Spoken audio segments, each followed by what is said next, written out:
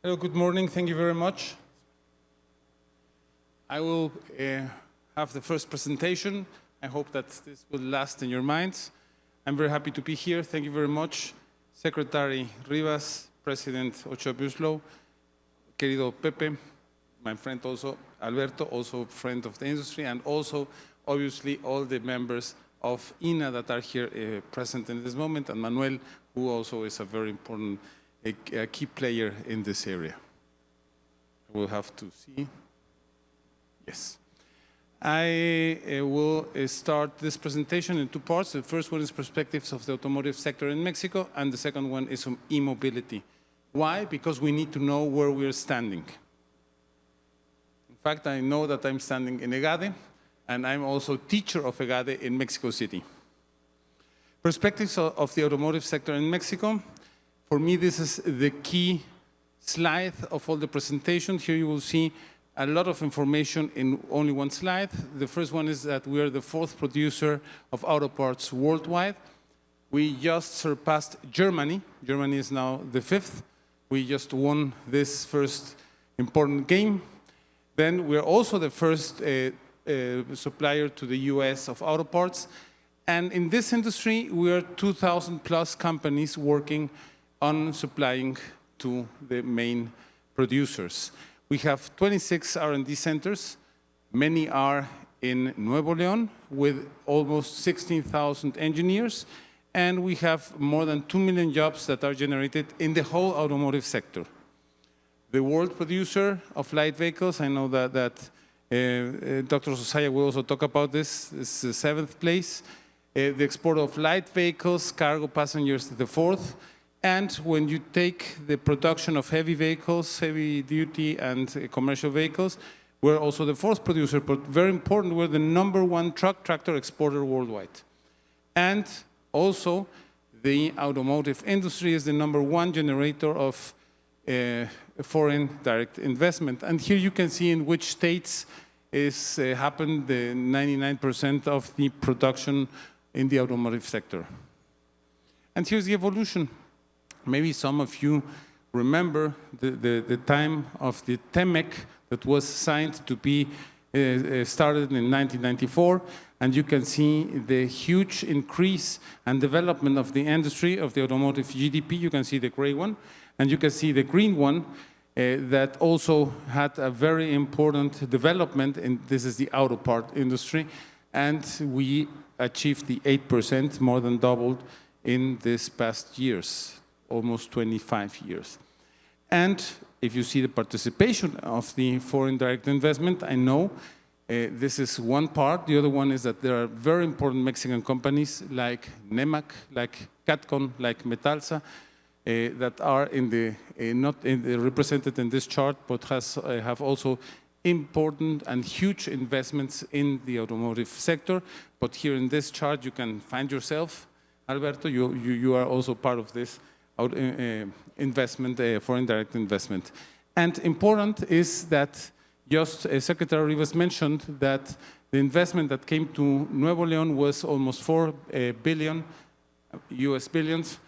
Also, the one that was directed to the auto part industry was also almost 4 billion.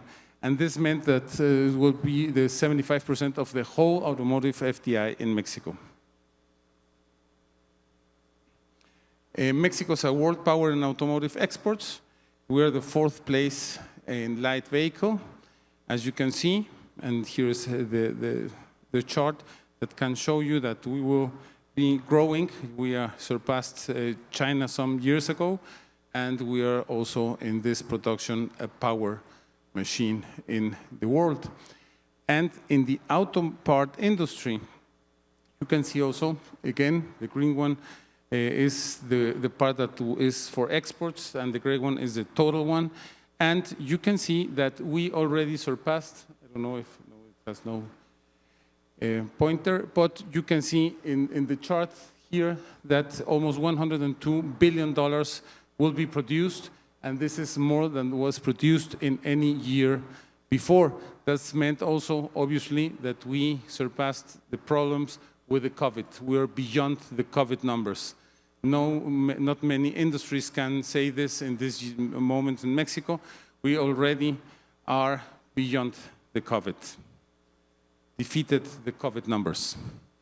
And the origin comes mainly from the United States, obviously, and you can see the other parts of the world that are investing is obviously Japan, Germany, Canada, and Spain.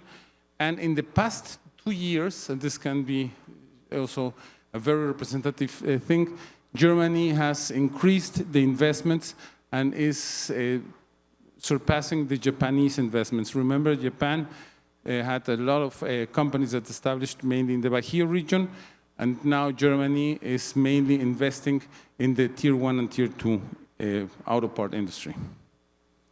And here's the participation, and you can be very proud. Nuevo León is #1 with 36.9 in past year, Guanajuato 13.8, Chihuahua 30.6, and so on. This means obviously that they are very good. I don't want to be a marketing guy for Nuevo León, but you can see obviously that Nuevo León is attracting. Congratulations, Hector. This means this is a lot of work, obviously, with the secretary and all that people that are working in this area. Now we will talk about e-mobility.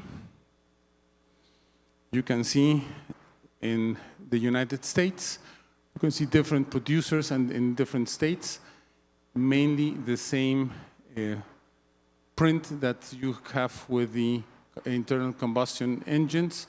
But you can see new trademarks like Tesla in Texas, obviously, like Lucid in Arizona, and also the other ones in California, Rivian in Georgia, or in Illinois. And this means that there is there are many new players in this game. With 32 plants, the US is leading, obviously, the North American region. Then you can find in Canada 4 plants. You can see also that it's mainly in the Ontario region. And in Mexico, we have 8 plants. And you can see here in Nuevo León, Questum, as mentioned by the secretary. And you see also San Luis Potosí, State of Mexico, Puebla, Jalisco. And I hope that in the next, in the year's end, we will have 3 more. But this is something that Pepe can provide you the information about. The production of electric vehicles in North America, here is one forecast. I think that later on you will review this forecast, but nevertheless, this is done with numbers of IHS Markit. This IHS Markit is the main provider of information for the analysis and the economics of the industry, and this is what we're relying on. Nevertheless, it's increasing in a very fast and with very important numbers till 2029, achieving 3.8 million units. And here you can see also, actually, which is the forecast of the possible production. And here you see 2022, the 19 million that you will see with the production of the electric vehicles. And this is the one that was by a questionnaire information of who's who in this industry. Tesla is announcing 7, GM 3.5. Obviously, this is the total period of 2022-2029. If you sum up in the last chart all the numbers, you will get to this 19.2 million cars. But what's shocking is there were the good numbers, the good information, the nice information, the good news. And here you will see something that will happen to the auto part industry and also to the whole industry. Actually, if you have in the left side the internal combustion vehicle, you have more than 100 mobile parts like the turbocharger, the engine, the 12V battery, the clutch, transmission, brakes, exhaust, and so on. And what happens in this one? You will have only 3 mobile parts: battery, inverter, and engine. This means a lot of co-inversion of auto part industry, obviously also of manufacturers, and a huge change of ways of doing things. Already Andres mentioned that we will have more a regionalized production and not globalized production, because this has to be very near to the three parts that could be in the vehicle. Obviously, there will be also other parts, but this is in the main sector of the core parts that we have been mentioning in the past. These 7 core parts will translate to 3 core parts. Obviously, wheels will still be there and so on, but this is in the main traction zone. And here's the current added value in the automotive ecosystem. The raw material will keep 10, 15 actually, and it will be expected to be a little bit more, for example, because you will need new raw materials. The component suppliers will have a very important change from 50 to 55 to 35 to 40 because of what I just showed you in the past chart. And the battery and components, this green, very clear, clean, in my TV, I see this green, here is more yellow, but nevertheless it's almost the same. This without number is something that will be buffering, or usually will be very interesting. Who will be the one who supplies? The component supplier, the Autoparts Industry, or the battery and components that could be OEMs? This is something that no one has actually an answer for that, but will be in the right. What will happen with actual auto parts suppliers? I won't read the whole slide. You can take a box, read it, and define. For example, I will take the first one, and this is the development of electrical components. It has to shift. They can innovate using their skills to serve the electric vehicle market. You have to, if you have a company in this area, you have to shift. But what happens, for example, in something interesting that we have been talking about, casting and forging suppliers, they can align their portfolio towards suspensions, brake systems, and engine castings. If you take any of these points, you have to move. In the case of CATCON, for example, the exhaust systems and waste treatment, you can develop also sheet metal and electroplating operations, trying to move to other things. I know that you have many, many ideas. This is not for CATCON, this is for others. You have a way really improving in all areas, but there are many other companies that should review the path to the future, the path to e-mobility, because it will change of the ways they are doing things. And I can stop in the ways of providing the energy for the e-mobility. And this one is the first one, the global Lithium Outlook. You can see the main producers. Australia is #1 by far. And here you see the top 5. And also the top 5 with more reserves. And I have been, for example, to Bolivia. And this is at an altitude of more than 3 kilometers, 3,000 meters above the sea level. This will cause a lot of trouble to people on mining, because you need, obviously, a physical effort to extract the product.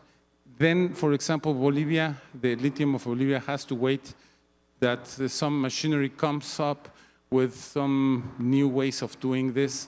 Argentina has other problems because of the kind of lithium. I think this, obviously 21%, the 6% that it's actually being produced in Argentina, it's really nice and easy. The rest will be complicated.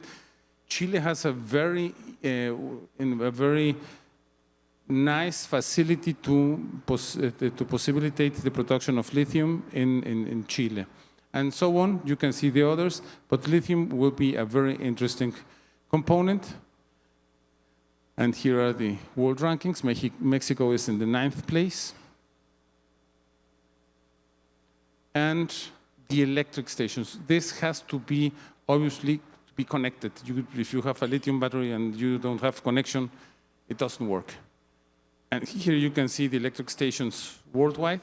This is with information of electromaps, with information that we had in February. It moves every 5 months. And you can see in the Netherlands, a tiny country with almost 60,000 stations. Germany, if you have been to Germany, the team that went to Hannover Messe, you can see that not every corner, but many, many places have this 24,000 electric stations. But you come to Mexico and there are only 313. And as I mentioned at the, with the team a few minutes ago, you can find the station, but you won't find the cable, or this will be unable to be charged because there is no electricity. Then there are many other problems. But you can see also Canada lags behind many other countries like Spain or France, not tiny countries, but not that extensive as with a territory like the USA. You can see that Europe, which is moving faster in the electric stations, and that's why you can find a lot of electric cars, obviously, there in Europe. And where in Mexico can you find the stations? You can find mainly stations in Mexico City, in Baja California, and so on, and Nuevo León ranks in the 2, 4, 6, 8, 9th place.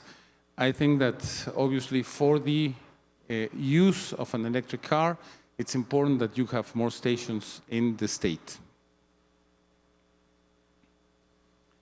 And what are we doing as an industry? And also mentioned, there are many efforts. I will mention here one that has been not leading, but being the most popular in the industry for us in this moment, is a collaboration with the University of California campus,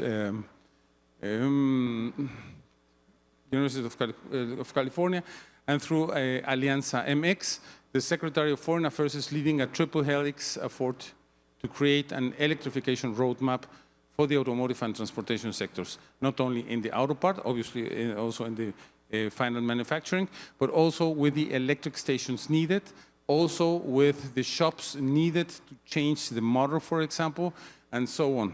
This is interesting, and we're working all the industry with this. It's a University of California at Davis. But this is not the only way of doing things with lithium. There is also a very interesting possibility with green hydrogen. And hydrogen fuel cells, the FCEVs, will help decarbonize the transportation sector, especially in heavy-duty transportation segments, such as freight trucks and mass transit buses. The hydrogen mobility couldn't account for 28% of hydrogen demand by 2050. This is something that's starting, but if you can see in this chart, in the left side, you see the lithium, the battery electric vehicles with lithium, and in the right side, you will see the ones with hydrogen cells, the fuel cells. These fuel cells will need only 4 to 6 minutes to be recharged, refueled, and in the other hand, the electric one is taking from 40 to 8 hours to recharge, depending if it's a plug-in, if you have the electric station that it's fast enough. But obviously, this one is lower cost and higher efficiency in many senses. But you will see that here, nevertheless, it's a higher cost. It's not double. It's like 30% more. It's lower efficiency in some senses because the hydrogen actually costs a lot to be brought to the final point of distribution. But it will be better for large distances, transportation of goods. And remember, the pollution of these cars will be water. In this case, obviously, is the pollution of the electricity that is being charged. The idea of the green hydrogen, I don't want to sell green hydrogen, only to tell you that it will be generated with solar cells and with seawater. In this sense, it will be almost pollution-free. And if you see the global overview of hydrogen mobility deployment and targets by 2030, you can see here the numbers, very, very small numbers. So in this sense, I think that it would be developed after 2030 to 2050 in a faster way. But you can see the numbers of cars, of buses, and of stations, hydrogen stations, that are being foreseen as the new map for the hydrogen map route. And here comes also some changes in mind, talking about e-mobility. This is not only the battery or the hydrogen.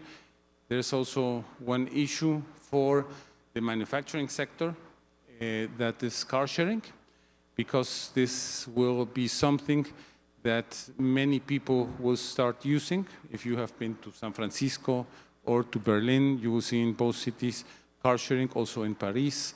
You can take a car for a few hours, half an hour, and you pay only for what you use.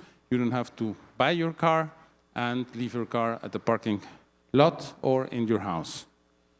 And this is the map of where car sharing is more efficient, or bike, or public transportation, or car rental. Sorry, the last one is car rental. Depending on the distance traveled, if you will travel a distance, for example, from Monterrey to Padre Island, you will maybe rent a car or own your own car. If it's car sharing, you prefer to go not more than, let's say so, 200 kilometers. Bike, obviously, is a shorter distance. Public transportation appears everywhere, except flexibility needed. Because public transportation has a schedule. You have to take the bus in 1 hour to go to Ramos Arizpe. Instead, you can take a taxi.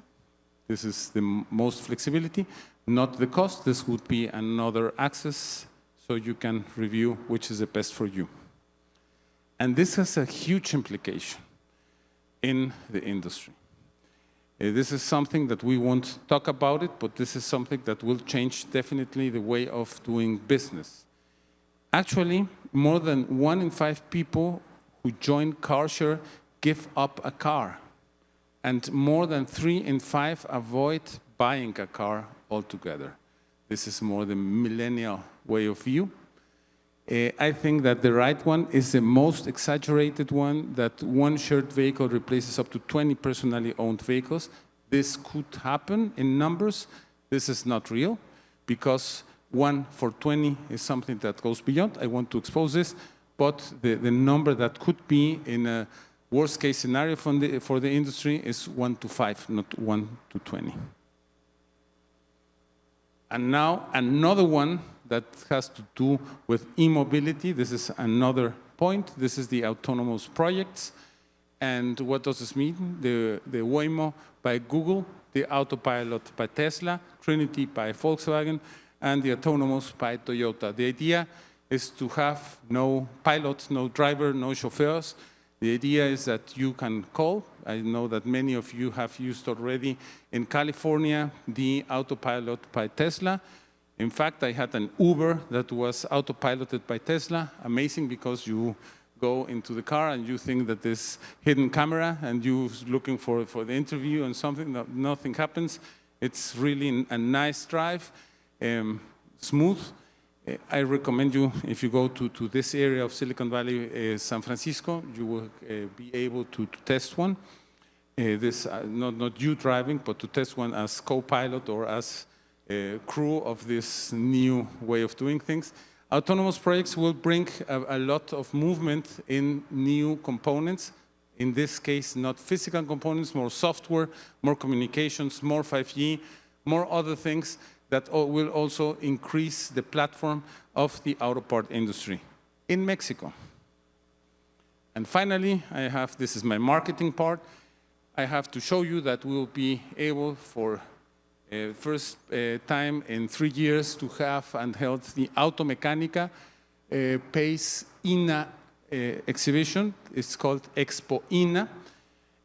I started this event in 2007 as Expo INA, and we joined with PACE. This is the American Industry Association that is having a joint venture with us, and also Automecanica, that is the German one. This is the most important exhibition in Latin America, and this will be held in July 13th to the 15th of July in Mexico City. And there will be information of many companies like ZF and others that will be also having new developments, showing new developments, and also very important issues of the auto part, and also obviously of the automotive industry. Here's only some numbers. There will be 31 countries represented with 30,000 visitors, professionals, not students. Nothing against students. There will be one day for students. But the idea is that you do business. And as Manuel said, here last week, I was able to join you in your event. Congratulations. And in this event, you told us you need more companies to sell. There are not enough companies because actually this is a market. This is a supplier's market, and we have to take advantage of that. And thank you very much. Anything you need, please do not hesitate to send an email, to enter into our different websites and social media. We have information, and this information can help you to develop new ideas and to be in contact with the industry in its whole. Thank you very much.